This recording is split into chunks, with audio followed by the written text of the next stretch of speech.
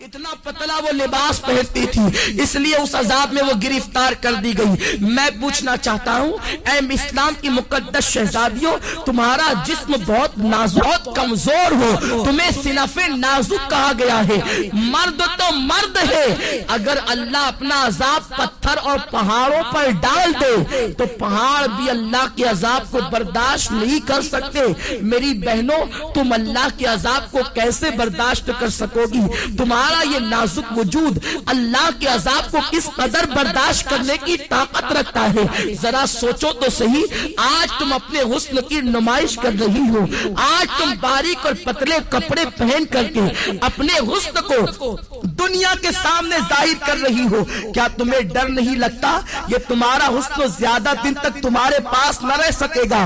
جوانی کتنے دن کے لیے آتی ہے؟ جوانی آتی ہے جانے کے لیے، جوانی آتی ہے ختم ہونے کے لیے۔ زیادہ سے زیادہ جوانی 10 سے 15 سال تک تمہارے پاس رہے گی۔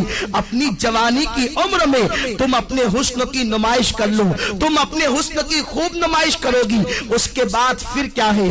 جس حسن کی تم نمائش کر رہی ہو، یہ نمائش تمہارا کرنا اسی تمہارے خوبصورت چہرے کو کبھی قبر کے کیڑے کھائیں گے، کبھی قبر کی مٹی کھائے گی۔ اپنی بڑی بڑی آنکھوں میں کاجل لگا کر، اپنی خوبصورت آنکھوں میں کاجل لگا کر بار بار آئینوں کو عورتوں پہ فخر محسوس کرتی ہو کہ میری آنکھیں اتنی خوبصورت ہے، میرا چہرہ اتنا خوبصورت ہے۔ ارے نادانو، تمہارے خوبصورت چہرے کی حقیقت کیا ہے؟ اگر تمہارے چہرے پر چند پھنسیاں نکل آئے تو تمہارا شوہر بھی تمہاری طرف نگاہ اٹھا کر دیکھنے کو تیار نہ ہوگا، مگر اللہ اکبر، اس دنیا کے اندر اپنے چہرے کو حسین بنانے کے لیے، اپنے چہروں کو خوبصورت بنانے کے لیے اس قدر اہتمام کرتی ہو اور خوبصورت چہرے پہ اتنا مٹک مٹک کر اتراتی ہو، یہ تمہارا خوبصورت چہرہ قبر کے اندر 3 دن کے اندر بگڑ جائے گا، 3 دن کے اندر اسے قبر کے کیڑے کھائیں گے۔ حضرت سعید ابن مسیب رحمت اللہ تعالی علیہ فرماتے ہیں، جب حضرت علی مرتضیٰ کے ساتھ میں قبرستان گیا تو میں نے جانے کے بعد کیا دیکھا؟ علی مرتضیٰ نے قبر والوں کو سلام کیا اور سلام کرنے کے بعد پوچھا، اے قبر والوں، تمہارا کیا حال ہے؟ تمہاری کیا کیفیت ہے؟ تو ایک قبر سے آواز آئی، علی کیا پوچھتے ہو؟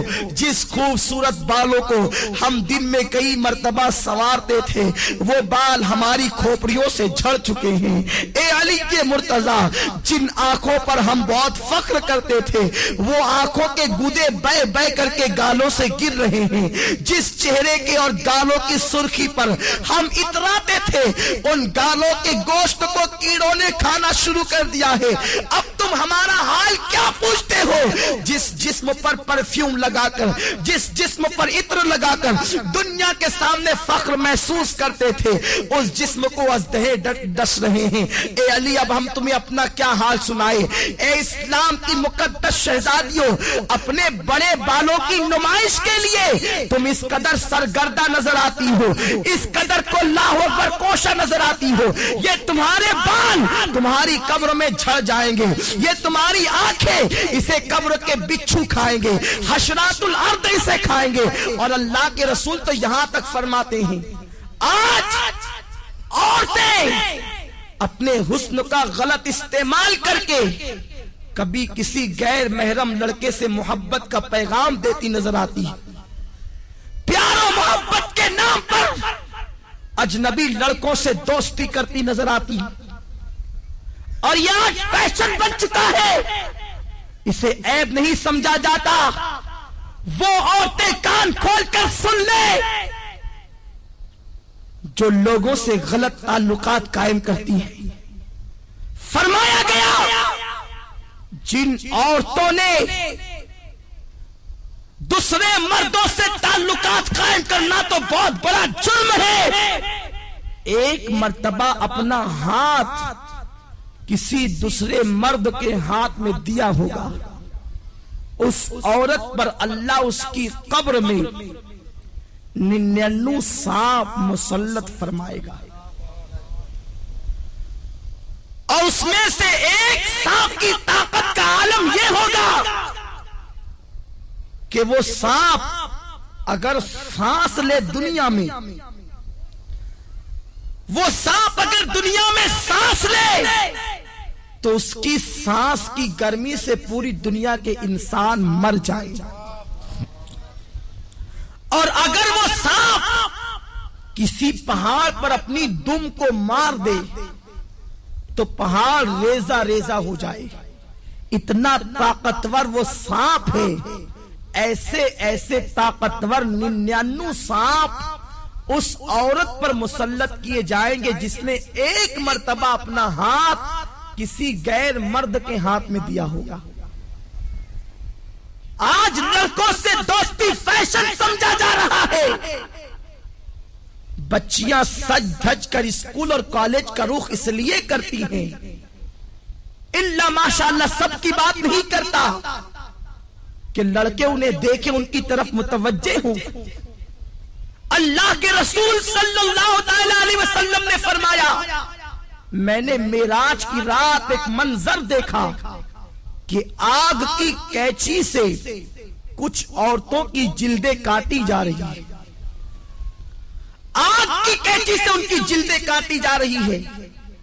جو خواتین آپریشن کو جانتی ہے اور جن کا آپریشن کسی مقام پر یہ کہاں ہوا ہے یا انہوں نے آپریشن کی داستان کو سنا ہوگا تو انہیں معلوم ہوگا کہ جب کسی کی جلد ڈاکٹر کاٹتا ہے تو پہلے اسے بے ہوش کرتا ہے، پھر بڑی نزاکت کے ساتھ کے انداز سے کاٹتا ہے، پھر جب ہوش آتا ہے تو انسان کتنا تڑپتا ہے، کتنا بے چین ہوتا ہے، کتنا بے قرار ہوتا ہے۔ بہت احتیاط کے ساتھ اگر بے ہوش کر کے انسان کی جلد کاٹی جائے تو انسان اتنا تڑپتا ہے۔ میری بہنوں ذرا سوچو تو صحیح کہ آگ کی کینچی سے کچھ عورتوں کی جلدیں کاٹی جا رہی تھی۔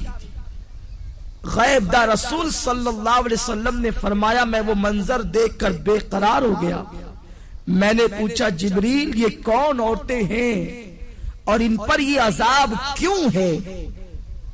تو جبریل نے کہا، یا رسول اللہ یہ آپ کی امت کی وہ عورتیں ہیں جو اس لیے بن سنور کے گھر سے نکلتی تھی کہ مرد ان کی طرف راغب ہو اور ان کی طرف دیکھے، اس لیے انہیں اس عذاب میں مبتلا کیا گیا۔ ان کی مقدس شہزادیوں، تم مغربی تہذیب اور فیشن پر عمل کرنے کے بعد بہت زیادہ کامیاب نہیں ہو سکتی، بہت زیادہ کامران نہیں ہو سکتی۔ اور سنو، یہ دنیا ایسی بدترین جگہ ہے، یہ دنیا ایسا بدترین مقام ہے، یہاں کوئی کسی کا نہیں۔ جب تک تمہاری جوانی تمہارے پاس ہے، ہر آنے والا تمہارے قریب آنے کی سوچے گا، تمہارے حسن کو پھول کی طرح جو حسن اللہ نے عطا کیا ہے اس کو مل دینے کے بعد وہ ایسا غائب ہوگا کہ پھر تمہیں کہیں نظر نہیں آئے گا۔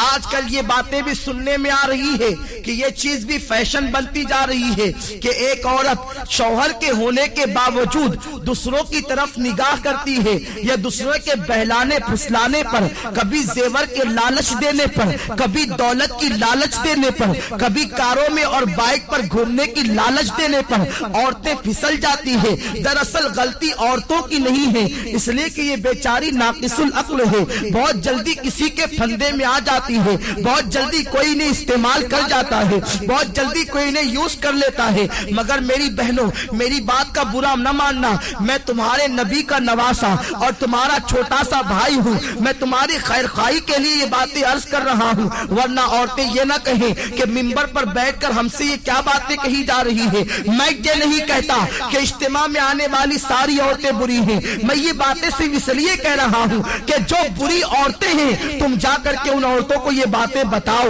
تاکہ وہ استعمال ہونے سے بچ جائیں، تاکہ وہ غلط کاموں سے بچ جائیں۔ میری بہنوں، میں تم سے پوچھنا چاہتا ہوں، تمہارے پاس جوانی زیادہ دن تک رہنے والی نہیں ہے، 10 سے 15 سال تک تمہاری جوانی تمہارے پاس رہے گی۔ اور سنو، اللہ کے رسول صلی اللہ علیہ وسلم نے فرمایا फरमाया औरतों का सबसे बड़ा जेवर औरत की शर्म और हया है। जो औरत जितनी बाहया है वो औरत उतनी ज्यादा मुअज़्ज़ज़ है, वो औरत उतनी ज्यादा मुकर्रम है। सुनो, अगर तुम्हारा शौहर गरीब है, अगर तुम्हारा शौहर बहुत ज्यादा नादार और मुफलिस है, तब भी उसी शौहर के साथ वफादारी करो, उसके साथ गद्दारी मत करो। अगर कोई इंसान कितना ही जेवर का लालच दे, कितनी दौलत का लालच दे, कितने ही कारों में बाइक पे घूमने फिरने का लालच दे, कभी किसी की तरफ निगाह उठाकर न देखना। इसलिए कि अगर दुनिया के अंदर किसी के जेवर के लालच में फंसकर, अगर किसी दुनियादार इंसान की लालच में आकर तुम अपनी आबरू का सौदा कर बैठोगी, तुम अपनी इज्जत का सौदा कर बैठोगी, सब कुछ चला जाएगा, दुनिया में इज्जत भी चली जाएगी और आखिरत में तुम जहन्नम का ईंधन बनोगी। और अगर तुमने अपनी इज्जत को संभाल कर रखा, अपनी हया को संभाल कर रखा और गरीब शौहर के साथ तुमने वफादारी के साथ अपने शौहर के साथ वफादारी की, तो नबी का फरमान सुनो, मेरे आका फरमाते हैं जो औरत अपने गरीब शौहर के साथ वफादारी के साथ रहती है, अपनी आबरू का सौदा नहीं करती, ऐसी औरत को अल्लाह मेरी बेटी फातिमा के साथ बगैर हिसाब किताब जन्नत में दाखिल फरमाएगा। अब अगर तुम बगैर हिसाब किताब जन्नत में दाखिल होना चाहती हो सैयदा फातिमा के साथ, तो अपनी आबरू का सौदा न करना, किसी के लालच देने में न आना। ये जेवर क्या हैसियत रखते हैं, जेवरों की क्या हैसियत है, सोने चांदी की क्या हैसियत है, अच्छे लिबास की क्या हैसियत है, कारों की क्या हैसियत है, दुनियावी सवारियों की क्या हैसियत है। जब तुम्हारी मौत आएगी तो सुन लो, बुढ़ापे में मरना जरूरी नहीं है, जवानी में भी तुम्हें मौत आ सकती है। अल्लाह अकबर, जब तुम्हें मौत आएगी, अगर तुमने अपनी हया को बेचकर जेवरात हासिल किए होंगे, यही जेवरात तुम्हारे बदन से निकाल लिए जाएंगे। अच्छे अच्छे लिबास तुमने जो जमा किए होंगे वो लिबास भी तुमसे छीन लिया जाएगा और तुम्हें क्या पहनाया जाएगा, सादा सा सिंपल सा 2 गज सफेद कपड़ा जिसे दुनिया कफन कहती है, वो कफन तुम्हारे बदन से लपेटा जाएगा। काफूर की वो गमगीन खुशबू तुम्हारे बदन से लगाई जाएगी। तुम्हारी सहेलियां आज जो तुमसे कहती है चल, इस गुर्बत में क्या रखा है, इस गुर्बत में क्या रखा है, चल चल कर ऐश की जिंदगी गुजार। याद रखना, उन जालिमों की बात कभी मत सुनना। ए सैयदा फातिमा की कनीजाओं, नबी ने अपनी बेटी का निकाह किसी करोड़पति के साथ नहीं किया था, नबी ने अपनी बेटी का निकाह ऐसे अली के साथ किया था जिसके पास घर भी रहने को मौजूद न था। हजरत अली के में से मेरे आका कहते हैं, अली मैं फातिमा के साथ तुम्हारा निकाह करना चाहता हूँ। अली ऐसे थे, उस वक्त तो उनके पास महर देने के लिए पैसे भी न थे, कपड़े पहनाने के लिए पैसे भी न थे। अर्ज करते हैं या रसूल अल्लाह, न महर देने के पास मेरे पास पैसे हैं, न कपड़ा खरीदने के लिए मेरे पास पैसे हैं। हुजूर फरमाते हैं मेरी जीरा लेकर के जाओ, उसे बाजार में बेच दो और कपड़े खरीद करके लाओ और फातिमा का महर अदा करो। मैं पूछना चाहता हूँ, नबी चाहते तो अपनी बेटी का निकाह किसी दौलतमंद के साथ कर देते। बड़े बड़े दौलतमंद मेरे सरकार की बेटी का हाथ मांगने के लिए आए थे, मगर नबी जानते थे अगर मैंने अपनी बेटी का निकाह किसी दौलतमंद के साथ कर दिया तो मेरी उम्मत की बेटियों का क्या होगा, मेरी उम्मत की बेटियां जिंदगी कैसे गुजारेगी। नबी ने अपनी बेटी का निकाह एक गरीब अली के साथ करके दुनिया को बता दिया कि गरीब शौहर के साथ ईमानदारी और वफादारी के साथ अपनी जिंदगी को गुजार देना ये नबी की बेटी फातिमा की सुन्नत है, तमाम जन्नती औरतों की सरदार की सुन्नत है। मेरे आका अलैहिस्सलात व तस्लीम की कनीजाओं, सैयदा फातिमा इतने गरीबी के आलम में अपनी जिंदगी को गुजारती थी कि अपने हाथों से चक्की खुद पीसती थी। चक्की पीसने से हाथों में छाले पड़ गए थे, मशकीजा बदन पर रख करके पीठ पर लाद कर मशकीजे से पानी लाती نبی کی شہزادی کے پیٹھ پر اس مشکیزے کے کالے کالے نشان پڑ گئے تھے۔ میری بہنوں، تم بھی تو اچھا لباس پہنتی ہو، نبی کی بیٹی تو 72 پیون لگی ہوئی ایک چادر اوڑھتی تھی، اور ایک چادر کے علاوہ نبی کی بیٹی کے پاس دوسری کوئی چادر موجود نہ تھی۔ تم تو 3 مرتبہ پیٹ بھر کر کے کھانا کھاتی ہو، نبی کی بیٹی تو 3 دن تک کے فاقے کرتی تھی۔